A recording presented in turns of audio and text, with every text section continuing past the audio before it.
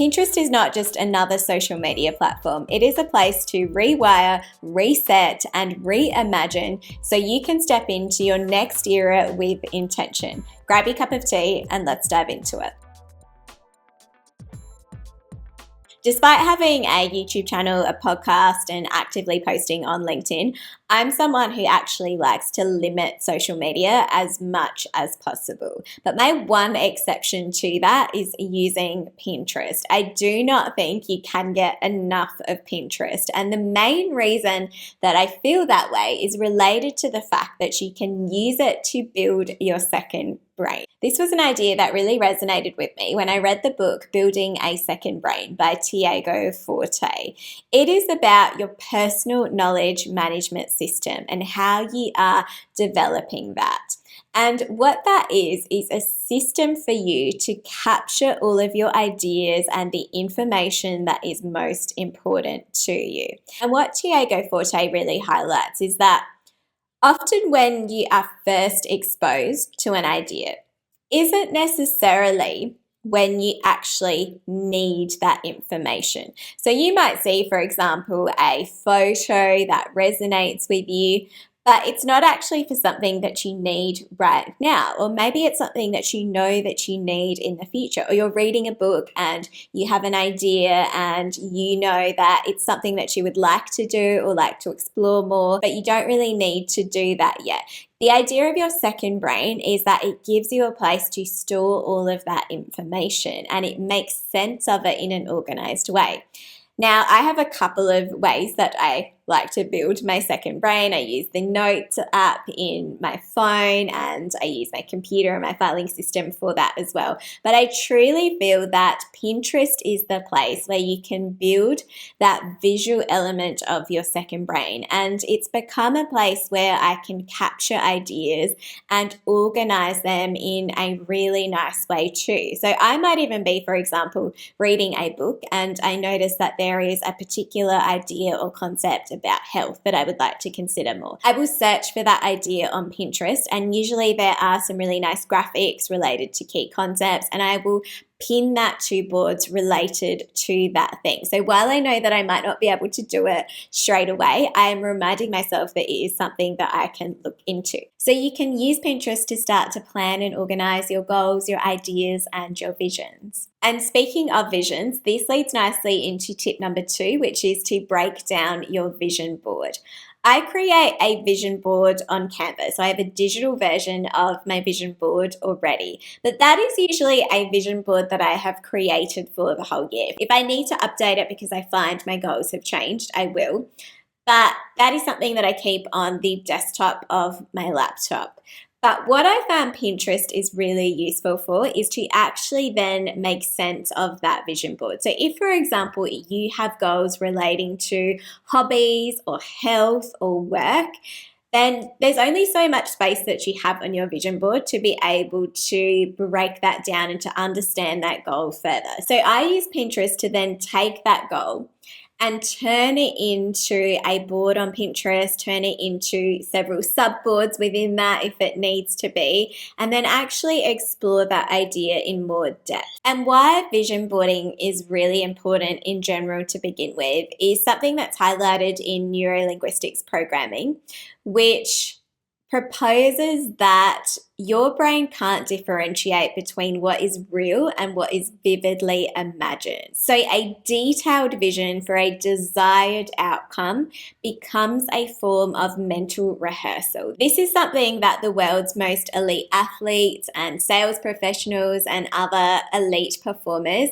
understand. They know that they have to mentally rehearse seeing that desired outcome happen first. And what I feel Pinterest allows you to do is to go into the details of that vision more. So if you set up your boards to really highlight the details of that vision, then when you are scrolling your boards, that is a way that even without having to close your eyes and meditate and do all of those other practices, you can start to have that visual element. You start to have that visual mental rehearsal right in front of you. You're seeing these beautiful aesthetic pictures and you're seeing what your goals and your end state is that you want to have. And why this is important is that vision boarding in general helps to engage your reticular activation system, which means that it's telling your brain what to focus on. So if you think, for example, that you have decided that there is a particular car that you would like to buy, you know what the car is, you know the model, you know the color that you would like to have as your next dream car. And all of a sudden, after you've made that decision, you start to see that car everywhere. The number of people that are driving that car most likely has not changed. What has changed is your brain. Your brain is filtering out more of that clutter and telling you what to focus on. So that is why visuals, when it comes to your goals, can be really important, because it helps you to cut out more of that noise and focus on what is most important to you. But thinking about big visions and your entire year ahead can be challenging. And while I like to create lots of boards related to those things, what I find is one of my favorite rituals now is to reimagine each changing season. So I create a board specifically related to summer, winter, autumn, and spring at the start of each season. So I might sit down in the day before the change of a season or the first day of a new season, and I spend some time pinning what is important to me during that next season. So it becomes a little bit of a combination between a vision board and a mood board. So a vision board is very specific. It is related to, what you are trying to achieve or your desired goals or outcomes or, the lifestyle that you want to have more specifically. Whereas a mood board is usually more aesthetic. So it is, for example, what, designers might start with to inspire that feeling. It creates a mood, but it might not necessarily be exactly what you want to do. So I like to have a combination of both, where it is a board that feels really aesthetic, so it is inspiring, but it also relates to specific things. So for example, I like to research the fruits and the vegetables that are in season for that period, and I pin the photos that I find most engaging related to those things. Now, the first time I had to do this for the different seasons, it meant that I had all of that set up. So I am now just able to have that as the foundation. And now with ChatGPT, it's been really helpful to try and get even more specific. So not just what's in season in my country, but particularly in the area that I live in. And I will archive these boards after each season. So the only board that is active is the season that I am currently in. But I also like to include things beyond things relating to food. So I might include, for example,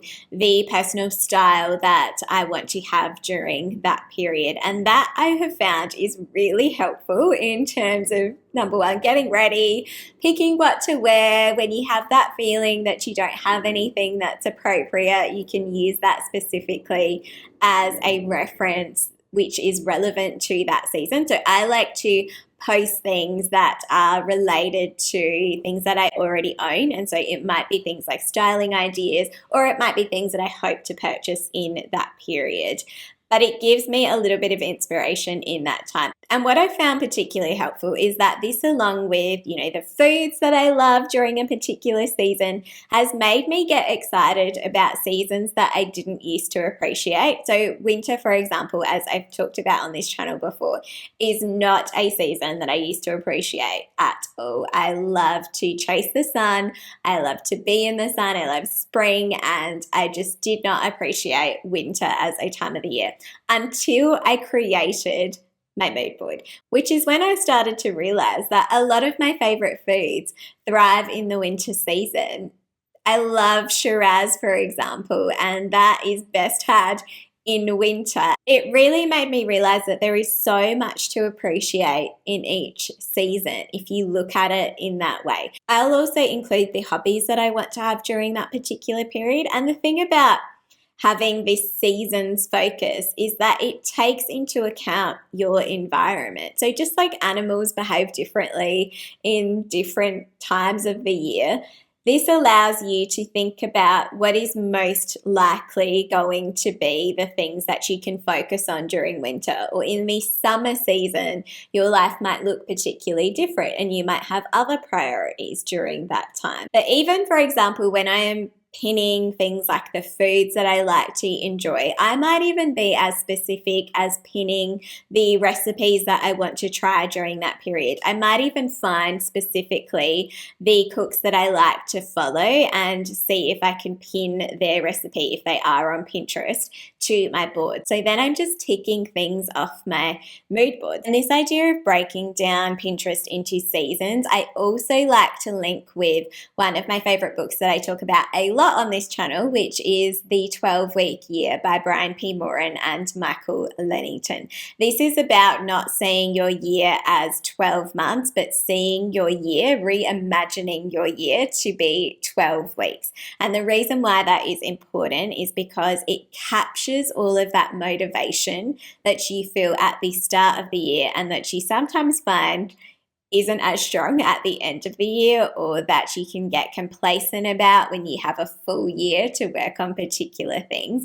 And it condenses that motivation into a smaller period, which is why I really love using my seasons boards, because it condenses what I want to achieve into a much more refined time frame and embraces the environment of that period. And finally, another way that I would highly recommend using Pinterest is to use it to reinvent your brand. So if you are trying to evolve into this next chapter of your life, whether it is the next season, whether it is the next year, then use Pinterest to be able to build on those ideas and get really specific. That is what I love about Pinterest, is that it can be a place where you can, for example, create boards relating to the personal style that you want to embody in this next era of your life. You can create boards relating to a color palette that you're trying to explore. You can think about that person that you want to become and the hobbies that they would have, and create boards specifically relating to those things. You might also use Pinterest, even though it is technically a visual platform, to elevate your tone of voice, or to develop your tone of voice for your personal life or your personal brand further.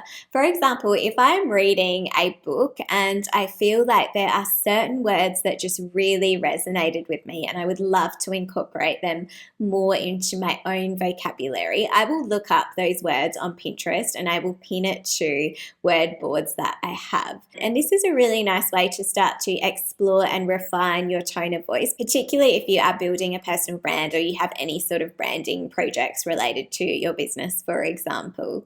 I also like to make sure that I keep a mindset board. So these are quotes that I find inspiring, or phrases. They're not just quotes like famous quotes either. They're usually things that people have made on Pinterest that I find are the most engaging. And I just have a board that has so many of these. And as part of my morning routine, whenever I have time, I will try and flip through some of them and just see a few that stand out. I just like to see whatever I land on and find that my inspiration for the day. And it's just a really nice place to come for motivations. If you feel like you need it, you can scroll through and see that. And going back to building your second brain, I find that if a quote or words resonates with you, you want to be able to see that again. You want to feel like you have those words of affirmation when you need it the most, and pinning that to a board is going to help you to do that. So don't just use Pinterest to reimagine your next major project, whether it is renovating your house or planning your dream wedding. Use it as a place to move into every new season of your life. Thanks so much. For more on personal branding, subscribe for more like this, and I'll see you in the next episode.